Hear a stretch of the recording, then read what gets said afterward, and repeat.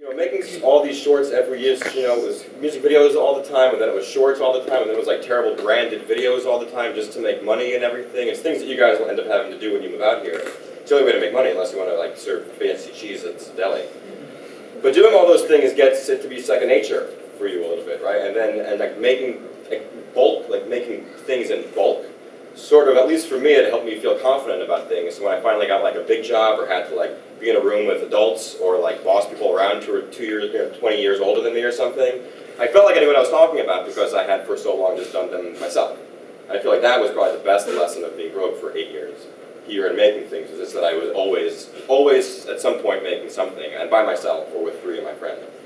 And so that my brain could work, like I could see the edit before it was being shot, or that horrible things that happened on music videos where we had no money, that on an actual real job, like on a movie or something, when everything fell to shit, I honestly felt like on the inside I knew how to fix things because I had already done it, you know?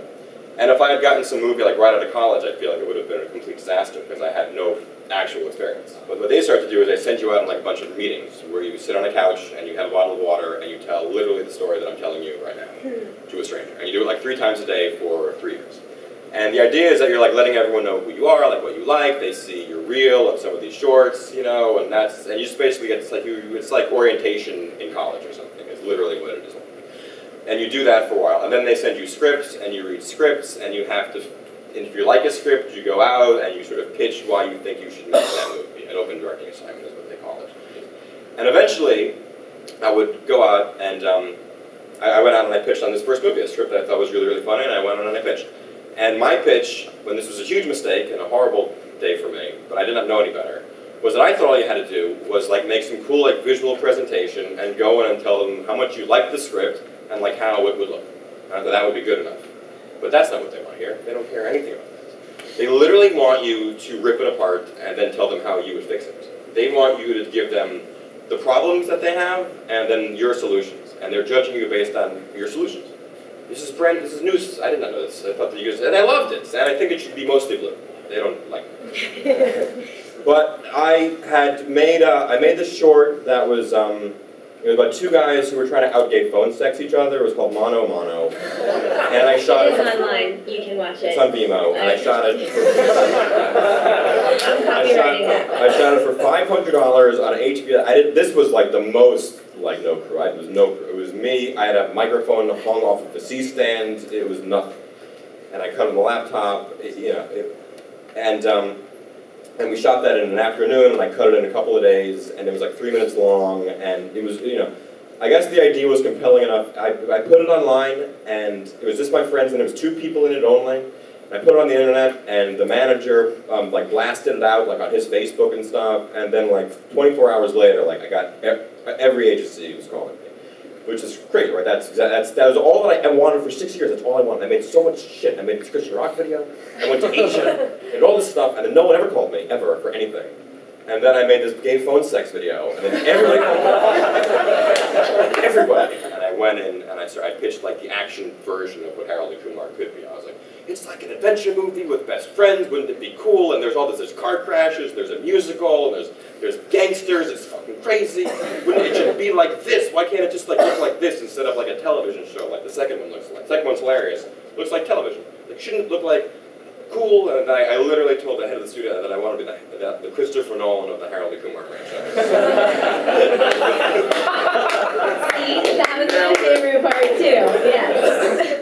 And I felt very confident in the room making this pitch, but only because I had failed at it for 2 or 3 years. I feel like that was the most helpful part. Was like the earning confidence through the experience of not doing so good. So I was like confident about pitching ideas and guys, it's got to look like this and we should do it like that. Things I had no idea about. Blocking. What a disaster blocking is. No clue what to do about blocking. You get there on the day and the actors don't want to stand there, but they want to stand there, and there's a rush to do, blocking, right? Yeah, it's a nightmare. So, like, that was very difficult. Because when you're shooting a video also, you don't have a lot of lights, anyone can stand anywhere that they want, and you can just shoot it however you want. But when you have like a huge crew and no time and lots of lights, and we shot in 3D, so like really heavy cameras and a bunch of people in a compressed amount of time, you can't really make things up as you go.